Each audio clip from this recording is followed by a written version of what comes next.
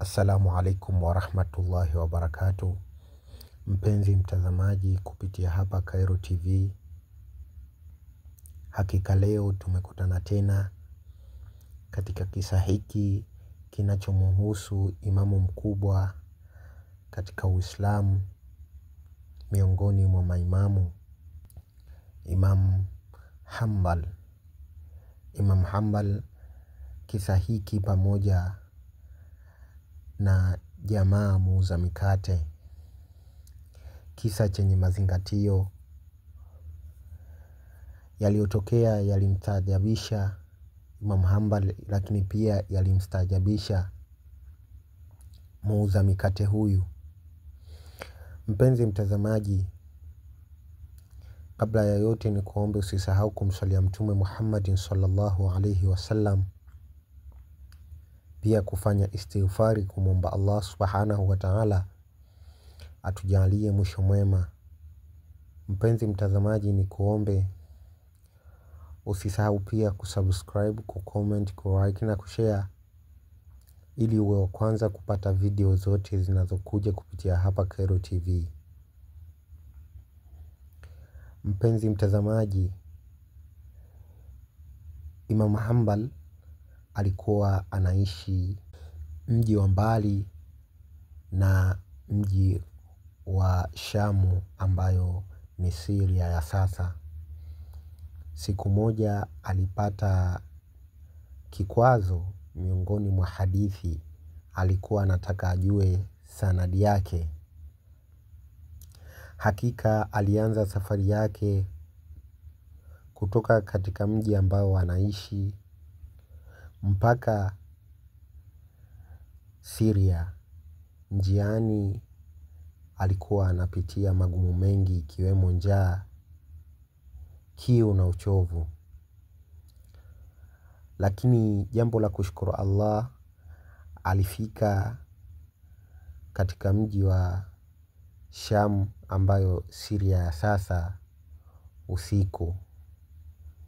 Akatafuta msikiti, akaswali swala ya Isha.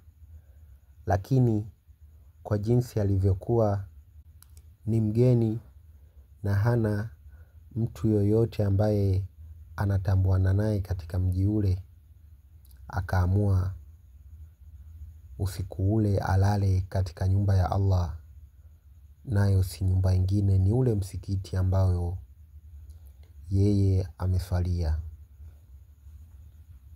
Hakika swala ilivyoisha, Imam Hanbal akaegemea katika nguzo ya msikiti na kuanza kulala. Lakini muda sio mrefu, mlinzi wa msikiti ule alimwendea na kumwambia, wewe nani na unafanya nini hapa? Imam Hanbal akajielezea, akasema, mimi ni mgeni miongoni mwa wageni wa Allah subhanahu wa ta'ala. Kwa hiyo ningependa nipumzike hapa leo mpaka jua litakapochomoza, baada ya kuswali swala ya alfajiri niendelee na safari yangu. Mlinzi akamwambia Imam Hanbal kwamba huu msikiti sio sehemu ya watu kulala. Akamwambia ndiyo, lakini mimi imenikuta dharura na ni mgeni wa Allah subhanahu wa ta'ala, kwa hiyo naomba unihifadhi. Akasema, sina muda wa kujadiliana na wewe. Yule mlinzi akaendelea kupandisha sauti, bila kujua ambaye anaongea naye ni miongoni mwa maulama wakubwa na ni watu wakubwa muhimu katika Uislamu. Imam Hanbal akaanza kufokewa na kulazimishwa atoke nje.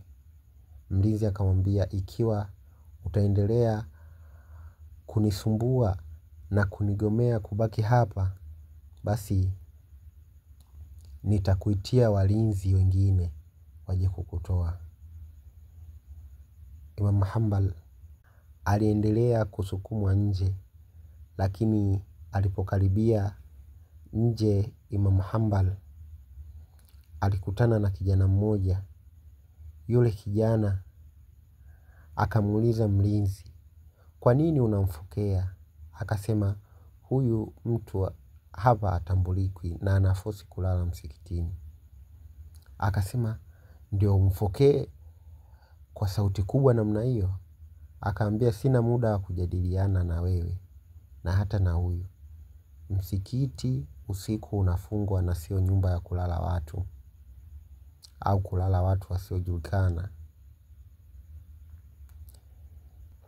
Yule kijana akamwambia sio katika mafundisho ya Mtume Muhammad sallallahu alaihi wasallam. Na yule kijana akamwambia Imam Hanbal, twende kwangu nitakuhifadhi usiku huu. Imam Hanbal kabla ya kutoka akaomba dua, akasema ewe Mwenyezi Mungu, usimwadhibu kijana huyu mlinzi wa msikiti huu kwa kosa ambalo amelitenda dhidi yangu.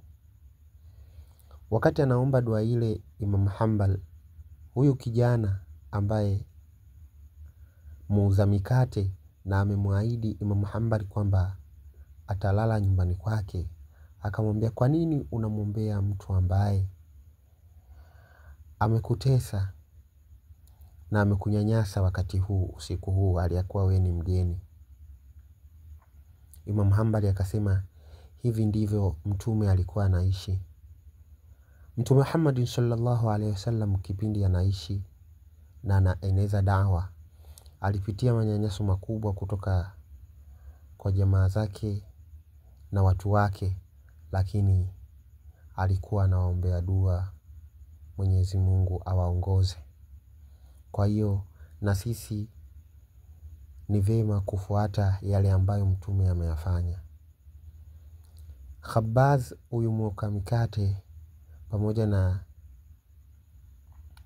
Imam Hanbali wakaelekea nyumbani. Imam Hanbali akapewa chakula cha usiku na kuandaliwa sehemu ya kulala. Imam Hanbali akaona nyumba kubwa lakini kijana yuko peke yake. Kijana akamwambia mke wangu amefariki na hapa ninaishi peke yangu. Imam Hanbali chakula cha usiku kilivyofika akala, lakini chakula alikiona kingi sana kwa takrima yake yule kijana, lakini kijana akasema ni chakula cha kawaida tu, na hii mikate unaokula ni mimi mwenyewe nimeitengeza. Imam Hanbali akaelekea kulala usiku, lakini wakati analala usiku akawa anaisikia sauti ya mtu anafanya ibada, amesimama qiyamul layli anafanya ibada. Lakini cha ajabu zaidi, Imam Hanbal alikuwa anasikia huyu mwenyeji wake ambaye anafanya ibada, kila ambapo anataka kufanya dua anafanya istighfar, yani anamuomba Mungu msamaha alafu anaomba dua, anamuomba Mungu msamaha alafu anamuomba dua, anamuomba Mungu msamaha hivyo alafu anaomba dua. Kitendo hiki Imam Hanbal kilimshangaza sana. Imam Hanbal ilivyofika alfajiri, alivyokutana na yule mwenyeji wake, akamuuliza, nilikusikia umesimama usiku na ukiomba. Yule mwenyeji wake akasema, ni kweli, lakini samahani, maana yake itakuwa haukulala usiku mzima kwa makelele yangu. Imam Hanbal akasema hapana, nimepata faida kubwa na ninataka nikuulize. Akasema niulize. Akasema kwa nini kila baada ya dua au kila kabla ya kuanza dua unafanya istighfari, unamtaka msamaha Mungu, yani astaghfirullah alafu unaomba dua. Ukimaliza ukitaka kusoma dua nyingine astaghfirullah unasoma dua nyingine. Kuna siri gani hapa, hebu niambie. Yule mwenyeji wa Imam Hanbali akasema, hakika huwa nafanyaga istighfari kabla ya kila dua, kujikurubisha kwa Allah subhanahu wa ta'ala. Lakini kufanya kwangu istighfari kabla ya kila dua kumenipatia matokeo makubwa sana. Sijapatapo kufanya dua yoyote ambayo nimeanza na istighfari, yani kumwomba Allah msamaha na nikaomba dua, isipokuwa Allah subhanahu wa ta'ala ananijibu dua hiyo. Lakini isipokuwa dua moja tu Allah subhanahu wa ta'ala hajanijibu. Nayo nimemwomba Allah subhanahu wa ta'ala anikutanishe mimi na Imam Hanbal. Lakini hadi leo Imam Hanbali sijakutana naye. Mwenyeji wa Imam Hanbali anaongea haya hali ya kuwa ajui kwamba anayeongea naye ndio Imam Hanbali mwenyewe. Imam Hanbali akashangaa. Akamuuliza, Imam Hanbali akamuuliza mwenyeji wake, kwa nini unataka ukutane na Imam Hanbali? Akasema, hakika nimesoma sana vitabu vyake na mafundisho yake na nimeongozeka kupitia yeye. Hakika Allah subhanahu wa ta'ala namuomba anikutanishe, ninampenda sana. Imam Hanbali akamwambia yule mwoka mikate, basi mimi ndiye Imam Hanbali. Mwoka mikate akashangaa sana. Akasema, unasemaje? Akamwambia, mimi ndio Imam Hanbali na leo dua yako imejibiwa. Hakika Allah subhanahu wa ta'ala amemjalia yule mlinzi wa msikitini kunitoa mimi nje ili wewe ukutane na mimi.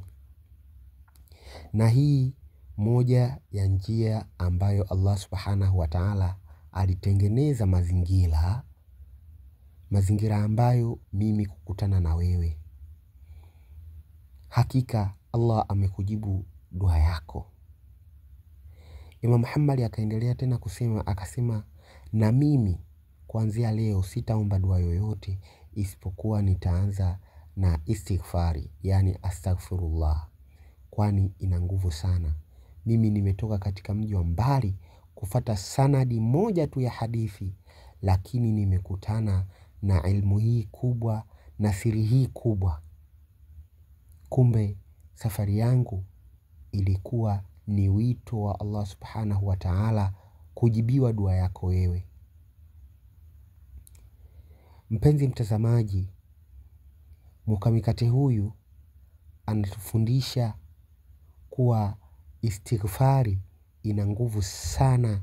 Kabla ya kumwomba Allah subhanahu wa ta'ala tufanye istighfari, ni kujikurubisha kwake Allah subhanahu wa ta'ala.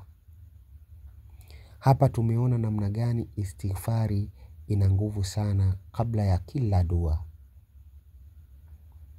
Mpenzi mtazamaji, kufikia hapa ndio mwisho wa kisa hiki cha imamu mkubwa kabisa katika ulimwengu wa Uislamu, Imam Hanbal na mwoka mikate huyu au Khabbaz kutoka nchi ya Syria au Sham. Mpenzi mtazamaji, ni kuombe usisahau kumswalia Mtume Muhammad sallallahu alaihi wasallam, pia kufanya istighfari, kumwomba Allah subhanahu wa ta'ala atujalie mwisho mwema. Mpenzi mtazamaji, ni kuombe usisahau kusubscribe, kucomment, kulike na kushare video hii kwa wengine ili waweze kupata faida. Mpenzi mtazamaji, kufikia hapa niseme wabillahi tawfiq wa aqul lakum assalamu alaikum wa rahmatullahi wa barakatuh. Uhibbukum bila hudud wa ila liqa.